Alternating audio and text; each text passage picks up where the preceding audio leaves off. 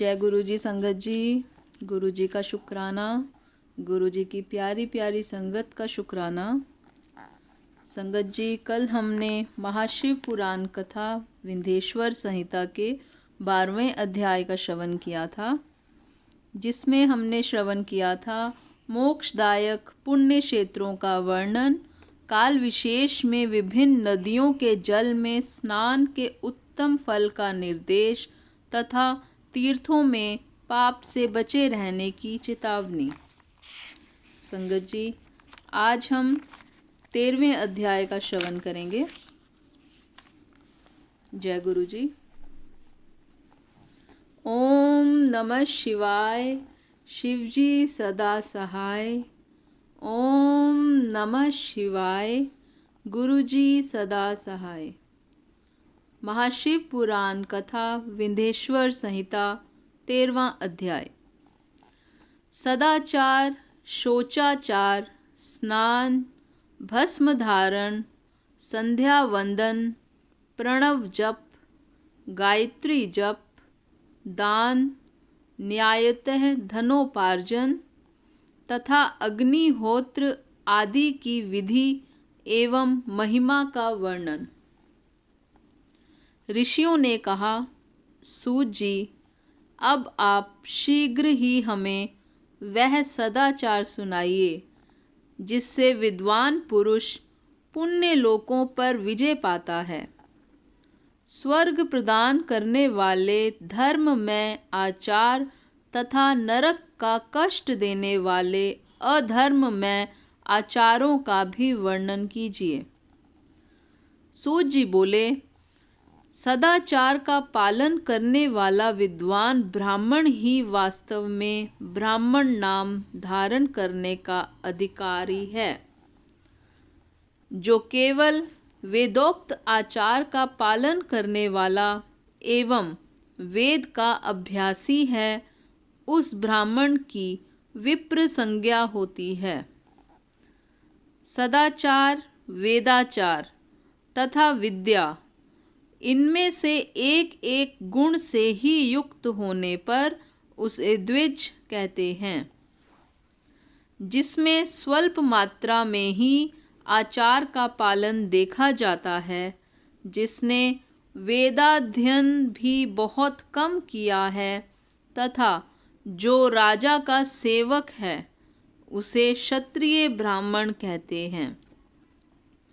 जो ब्राह्मण कृषि तथा वाणिज्य कर्म करने वाला है और कुछ कुछ ब्राह्मणोचित आचार का भी पालन करता है, वह वैश्य ब्राह्मण है। तथा जो स्वयं ही खेत जोतता है, हल चलाता है, उसे शूद्र ब्राह्मण कहा गया है।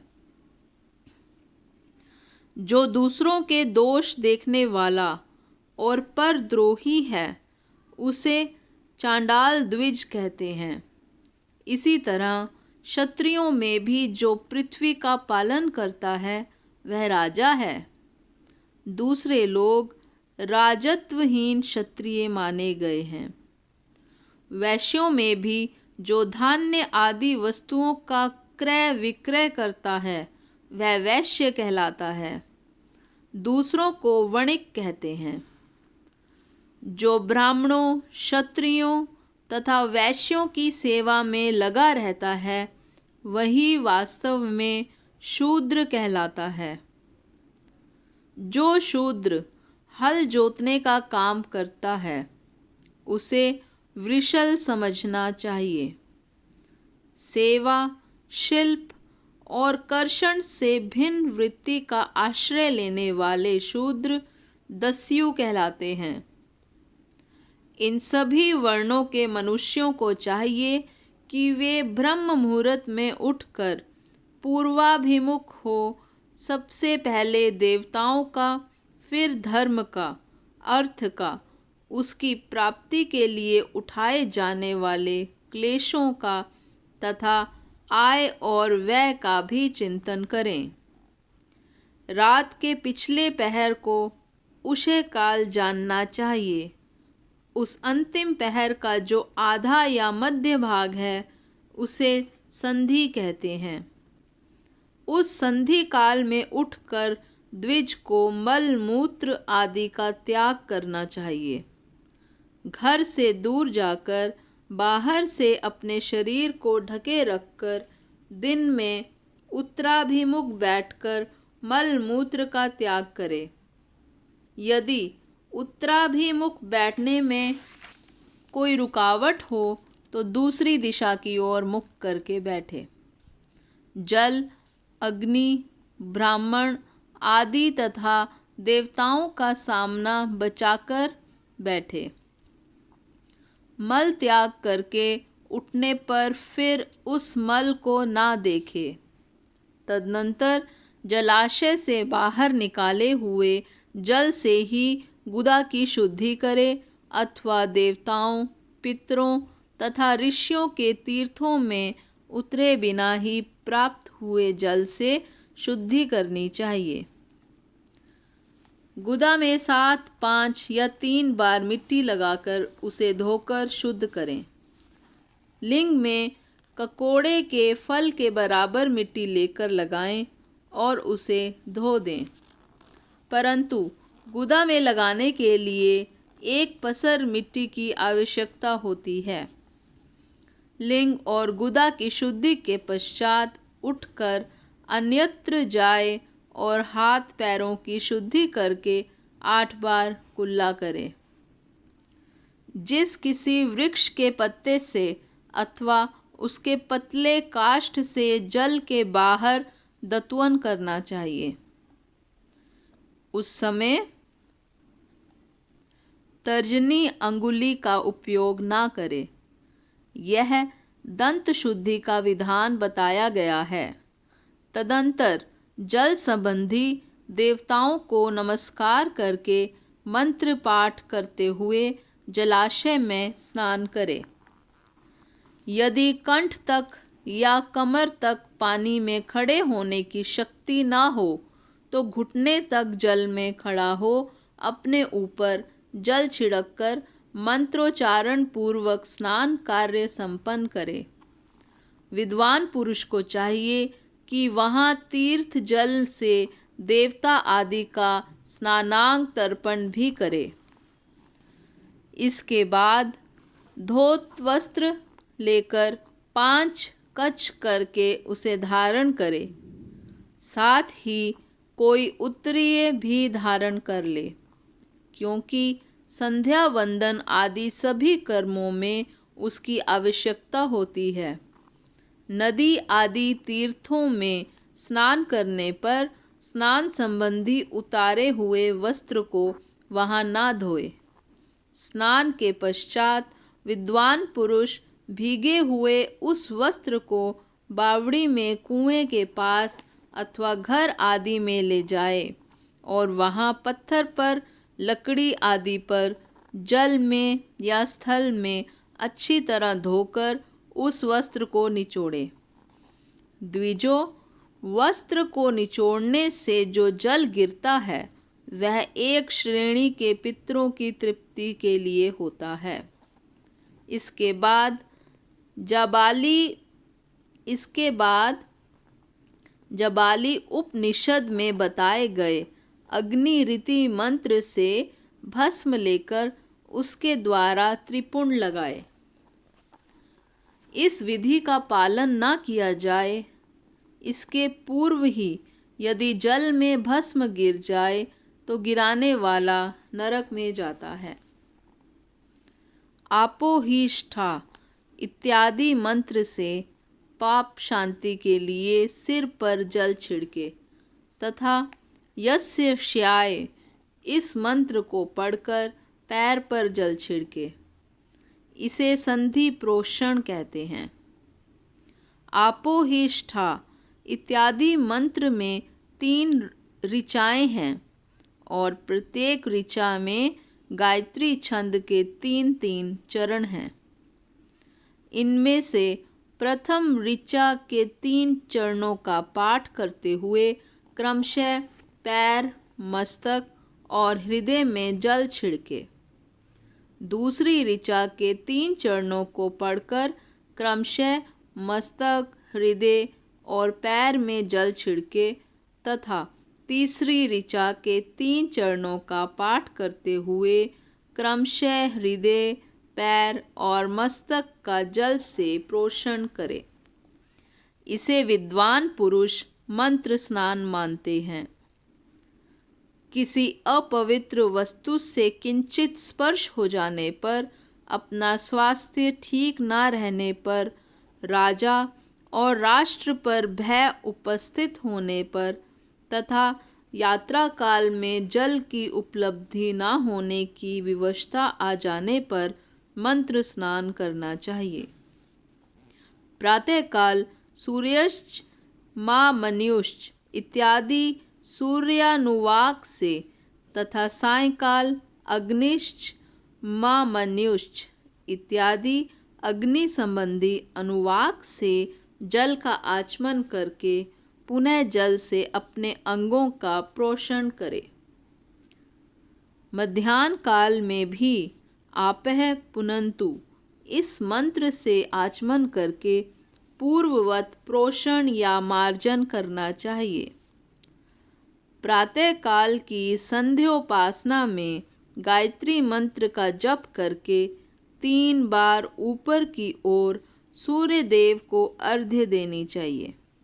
ब्राह्मणों, मध्याह्न काल में गायत्री मंत्र के उच्चारण पूर्वक सूर्य को एक ही अर्घ्य देना चाहिए। फिर सायंकाल आने पर पश्चिम की ओर मुख करके बैठ जाएं और पृथ्वी पर ही सूर्य के लिए अर्घ्य दें। प्रातःकाल और मध्याह्न के समय अंजलि में अर्घ्य जल लेकर अंगुलियों की ओर से सूर्य देव के लिए अर्घ्य दें। फिर अंगुलियों के छिद्र से ढलते हुए सूर्य को देखें तथा उनके लिए स्वतः प्रदक्षिणा करके शुद्ध आचमन करें। सायंकाल में सूर्यास्त से 2 घड़ी पहले की हुई संध्या निष्फल होती है, क्योंकि वह साय संध्या का समय नहीं है। ठीक समय पर संध्या करनी चाहिए, ऐसी शास्त्र की आज्ञा है। यदि संध्योपासना किए बिना दिन बीत जाए तो प्रत्येक समय के लिए क्रमशः प्रायश्चित करना चाहिए। यदि एक दिन बीते तो प्रत्येक बीते हुए संध्या काल के लिए नित्य नियम के अतिरिक्त 100 गायत्री मंत्र का अधिक जप करें। यदि नित्य कर्म के लुप्त हुए 10 दिन से अधिक बीत जाएं, तो उसके प्रायश्चित रूप में 1 लाख गायत्री का जप करना चाहिए। यदि 1 मास तक नित्य कर्म छूट जाए तो पुनः अपना उपनयन संस्कार कराएं। अर्थ सिद्धि के लिए ईश, गौरी, कार्तिकेय, विष्णु, ब्रह्मा, चंद्रमा और यम का तथा ऐसे ही अन्य देवताओं का भी शुद्ध जल से तर्पण करें। फिर तर्पण कर्म को ब्रह्मार्पण करके शुद्ध आचमन करें। तीर्थ के दक्षिण प्रशस्त मठ में, मंत्रालय में, देवालय में, घर में अथवा अन्य किसी नियत स्थान में आसन पर स्थिरतापूर्वक बैठकर विद्वान पुरुष अपनी बुद्धि को स्थिर करे और संपूर्ण देवताओं को नमस्कार करके पहले प्रणव का जप करने के पश्चात गायत्री मंत्र की आवृत्ति करे। प्रणव के अ, उ और म इन तीनों अक्षरों से जीव और ब्रह्म की एकता का प्रतिपादन होता है। इस बात को जानकर प्रणव ओम का जप करना चाहिए। जप काल में यह भावना करनी चाहिए कि हम तीनों लोकों की सृष्टि करने वाले ब्रह्मा, पालन करने वाले विष्णु तथा संहार करने वाले रुद्र की, जो स्वयं प्रकाश चिन्मय हैं, उपासना करते हैं। यह ब्रह्म स्वरूप ओमकार हमारी कर्मेंद्रियों और ज्ञानेंद्रियों की वृत्तियों को, मन की वृत्तियों को तथा बुद्धि वृत्तियों को सदा भोग और मोक्ष प्रदान करने वाला धर्म एवं ज्ञान की ओर प्रेरित करे। प्रणव के इस अर्थ का बुद्धि के द्वारा चिंतन करता हुआ जो इसका जप करता है वह निश्चय ही ब्रह्मा को प्राप्त कर लेता है, अथवा अर्थानुसंधान के बिना भी प्रणव का नित्य जप करना चाहिए। इससे ब्राह्मणत्व की पूर्ति होती है। ब्राह्मणत्व की पूर्ति के लिए श्रेष्ठ ब्राह्मण को प्रतिदिन प्रातःकाल 1 सहस्त्र गायत्री मंत्र का जप करना चाहिए। मध्याह्न काल में 100 बार और सायंकाल में 28 बार जप की विधि है। अन्य वर्ण के लोगों को अर्थात क्षत्रिय और वैश्य इन दोनों को तीनों संध्याओं के समय यथासाध्य गायत्री जप करना चाहिए। शरीर के भीतर मूलाधार, स्वाधिष्ठान, मणिपुर, अनाहत, आज्ञा और सहस्त्रार ये 6 चक्र हैं। इनमें मूलाधार से लेकर सहस्त्रार तक 6 स्थानों में क्रमशः विधेश्वर, ब्रह्मा, विष्णु, ईश, जीवात्मा और परमेश्वर स्थित हैं। इन सब में ब्रह्म बुद्धि करके इनकी एकता का निश्चय करें और वह ब्रह्म मैं हूँ ऐसा भावना पूर्वक प्रत्येक श्वास के साथ सोहम का जप करें। उन्हीं विधेश्वर आदि की ब्रह्मारंध्र आदि में तथा इस शरीर से बाहर भी भावना करें। प्रकृति के विकार भूत महतत्व से लेकर पंचभूत पर्यंत तत्वों से बना हुआ जो शरीर है, ऐसे सहस्त्रों शरीरों का एक एक अजपा गायत्री के जप से एक एक के क्रम से अतिक्रमण करके जीव को धीरे धीरे परमात्मा से संयुक्त करें। यह जप का तत्व बताया गया है। 100 अथवा 28 मंत्रों के जप से उतने ही शरीरों का अतिक्रमण होता है। इस प्रकार जो मंत्रों का जप है, इसी को आदि क्रम से वास्तविक जप जानना चाहिए। सहस्त्र बार किया हुआ जप ब्रह्मलोक प्रदान करने वाला होता है, ऐसा जानना चाहिए। 100 बार किया हुआ जप इंद्र पद की प्राप्ति कराने वाला माना गया है। ब्राह्मणेतर पुरुष आत्मरक्षा के लिए जो स्वल्प मात्रा में तप जप करता है, वह ब्राह्मण के कुल में जन्म लेता है।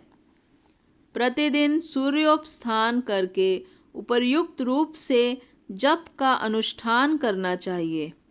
12 लाख गायत्री का जप करने वाला पुरुष पूर्ण रूप से ब्राह्मण कहा गया है। जिस ब्राह्मण ने 1 लाख गायत्री का भी जप न किया हो, उसे वैदिक कार्य में न लगाएं। 70 वर्ष की अवस्था तक नियम पालन पूर्वक कार्य करें। इसके बाद गृह त्याग कर संन्यास ले लें। परिव्राजक या सन्यासी पुरुष नित्य प्रातः काल 12,000 प्रणव का जप करे। यदि एक दिन इस नियम का उल्लंघन हो जाए तो दूसरे दिन उसके बदले में उतना मंत्र और अधिक जपना चाहिए और सदा इस प्रकार जप को चलाने का प्रयत्न करना चाहिए। यदि क्रमशः 1 मास आदि का उल्लंघन हो गया तो 1.5 लाख जप करके उसका प्रायश्चित करना चाहिए। इससे अधिक समय तक नियम का उल्लंघन हो जाए तो पुनः नए सिरे से गुरु से नियम ग्रहण करें। ऐसा करने से दोषों की शांति होती है, अन्यथा वह रौरव नरक में जाता है। जो सकाम भावना से युक्त गृहस्थ ब्राह्मण है, उसी को धर्म तथा अर्थ के लिए यत्न करना चाहिए। मुमुक्षु ब्राह्मण को तो सदा ज्ञान का ही अभ्यास करना चाहिए। धर्म से अर्थ की प्राप्ति होती है, अर्थ से भोग सुलभ होता है, फिर उस भोग से वैराग्य की संभावना होती है।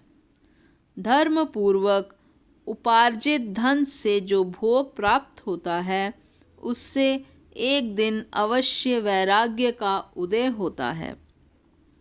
धर्म के विपरीत अधर्म से उपार्जित हुए धन के द्वारा जो भोग प्राप्त होता है, उससे भोगों के प्रति आसक्ति उत्पन्न होती है। मनुष्य धर्म से धन पाता है, तपस्या से उसे दिव्य रूप की प्राप्ति होती है। कामनाओं और त्याग करने वाले पुरुष के अंतःकरण की शुद्धि होती है। उस शुद्धि से ज्ञान का उदय होता है, इसमें संशय नहीं है। सत्य युग आदि में तप को ही प्रशस्त कहा गया है, किंतु कलयुग में द्रव्य साध्य धर्म अच्छा माना गया है। सत्य युग में ध्यान से, त्रेता में तपस्या से और द्वापर में यज्ञ करने से ज्ञान की सिद्धि होती है, परंतु कलयुग में प्रतिमा भगवद विग्रह की पूजा से ज्ञान लाभ होता है। अधर्म हिंसा दुख रूप है और धर्म सुख रूप है। अधर्म से मनुष्य दुख पाता है और धर्म से वह सुख एवं अभ्युदय का भागी होता है। दुराचार से दुख प्राप्त होता है और सदाचार से सुख। अतः भोग और मोक्ष की सिद्धि के लिए धर्म का उपार्जन करना चाहिए। जिसके घर में कम से कम 4 मनुष्य हैं, ऐसे कुटुंबी ब्राह्मण को जो 100 वर्ष के लिए जीविका देता है, उसके लिए वह दान ब्रह्मलोक की प्राप्ति कराने वाला होता है। 1 सहस्त्र चांद्रायण व्रत का अनुष्ठान न ब्रह्मलोकदायक माना गया है। जो क्षत्रिय 1 सहस्त्र कुटुंब को जीविका और आवास देता है, उसका वह कर्म इंद्रलोक की प्राप्ति कराने वाला होता है। 10,000 कुटुंबों को दिया हुआ आश्रय दान ब्रह्मलोक प्रदान करता है। दाता पुरुष जिस देवता को सामने रखकर दान करता है, अर्थात वह दान के द्वारा जिस देवता को प्रसन्न करना चाहता है, उसी का लोक उसे प्राप्त होता है। यह बात वेद वेता पुरुष अच्छी तरह जानते हैं। धनहीन पुरुष सदा तपस्या का उपार्जन करे, क्योंकि तपस्या और तीर्थ सेवन से अक्षय सुख पाकर मनुष्य उसका उपभोग करता है। अब मैं न्यायतः धन के उपार्जन की विधि बता रहा हूँ। ब्राह्मण को चाहिए कि वह सदा सावधान रहकर विशुद्ध प्रतिग्रह तथा याजन यज्ञ कराने आदि से धन का अर्जन करे। वह इसके लिए कहीं दीनता ना दिखाए और ना अत्यंत क्लेशदायक कर्म ही करे। क्षत्रिय बाहुबल से धन का उपार्जन करे और वैश्य कृषि एवं गो रक्षा से। न्यायोपार्जित धन का दान करने से दाता को ज्ञान की सिद्धि प्राप्त होती है। ज्ञान सिद्धि द्वारा सब पुरुषों को गुरु कृपा मोक्ष सिद्धि सुलभ होती है। मोक्ष से स्वरूप की सिद्धि ब्रह्मा रूप से स्थिति प्राप्त होती है, जिससे मुक्त पुरुष परमानंद का अनुभव करता है। गृहस्थ पुरुष को चाहिए कि वह धन धान्यादि सब वस्तुओं का दान करे। वह तृष्णा निवृत्ति के लिए जल तथा क्षुधा रूपी रोग की शांति के लिए सदा अन्न का दान करे। खेत, धान्य, कच्चा अन्न तथा भक्ष्य, भोज्य, लेहा और चोष्य, ये 4 प्रकार के सिद्ध अन्न दान करने चाहिए। जिसके अन्न को खाकर मनुष्य जब तक कथा श्रवण आदि सद्धर्म का पालन करता है, उतने समय तक उसके किए हुए पुण्य का फल आधा भाग दाता को मिल जाता है। इसमें कोई संशय नहीं है। दान लेने वाला पुरुष दान में प्राप्त हुई वस्तु का दान तथा तपस्या करके अपने प्रतिग्रह जनित पाप की शुद्धि कर ले, अन्यथा उसे रौरव नरक में गिरना पड़ता है। अपने धन के 3 भाग करे। एक भाग धर्म के लिए, दूसरा भाग वृद्धि के लिए तथा तीसरा भाग अपने उपभोग के लिए। नित्य, नैमित्तिक और काम्य, ये तीनों प्रकार के कर्म धर्मार्थ रखे हुए धन से करे।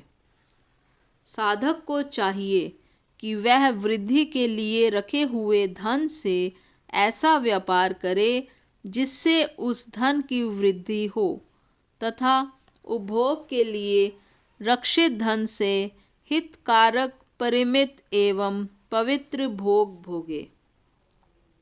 खेती से पैदा किए हुए धन का 10वां अंश दान कर दे, इससे पाप की शुद्धि होती है।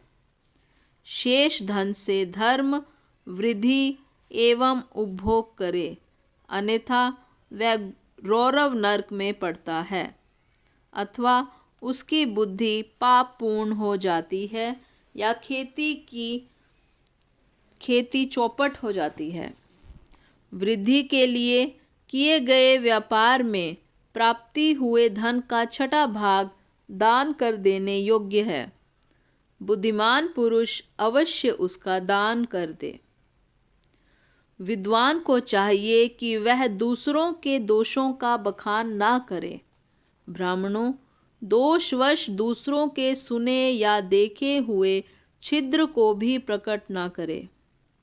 विद्वान पुरुष ऐसी बात ना कहे जो समस्त प्राणियों के हृदय में रोष पैदा करने वाली हो। ऐश्वर्य की सिद्धि के लिए दोनों संध्याओं के समय अग्निहोत्र कर्म अवश्य करे। जो दोनों समय अग्निहोत्र करने में असमर्थ हो, वह एक ही समय सूर्य और अग्नि को विधि पूर्वक दी हुई आहुति से संतुष्ट करे। चावल, धान्य, घी, फल, कंद तथा हविष्य, इनके द्वारा विधि पूर्वक स्थाली पाक बनाए तथा यथोचित रीति से सूर्य और अग्नि को अर्पित करे। यदि हविष्य का अभाव हो तो प्रधान होम मात्र करे। सदा सुरक्षित रहने वाली अग्नि को विद्वान पुरुष अजस्त्र की संज्ञा देते हैं अथवा संध्या काल में जप मात्र या सूर्य की वंदना मात्र कर ले।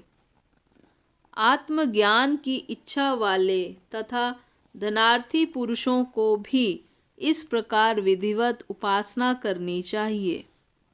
जो सदा ब्रह्म यज्ञ में तत्पर होते हैं, देवताओं की पूजा में लगे रहते हैं, नित्य अग्नि पूजा एवं गुरु पूजा में अनुरक्त होते हैं तथा ब्राह्मणों को तृप्त किया करते हैं, वे सब लोग स्वर्गलोक के भागी होते हैं। इति श्री महाशिव पुराण कथा विंध्येश्वर संहिता 13वां अध्याय समाप्त। ओम जय शिव ओमकारा, स्वामी हरे शिव ओमकारा। ब्रह्मा विष्णु सदा शिव, भोले भोलेनाथ महादेव, अर्धांगी धारा। ओम जय शिव ओमकारा। एकानन चतुरानन पंचानन राजे, स्वामी पंचानन राजे। हंसानन गरुड़ासन, विश्वाहन साजे। ओम जय शिव ओमकारा। दो भुज चार चतुर्भुज, 10 भुज ते सोहे, स्वामी 10 भुज ते सोहे। तीनों रूप निरखता, त्रिभुवन जन मोहे। ओम जय शिव ओमकारा। अक्षमाला बनमाला, मुंडमाला धारी, भोले मुंडमाला धारी। त्रिपुरारी कंसारी, करमाला धारी। ओम जय शिव ओमकारा। श्वेतांबर पीतांबर, बाघांबर अंगे,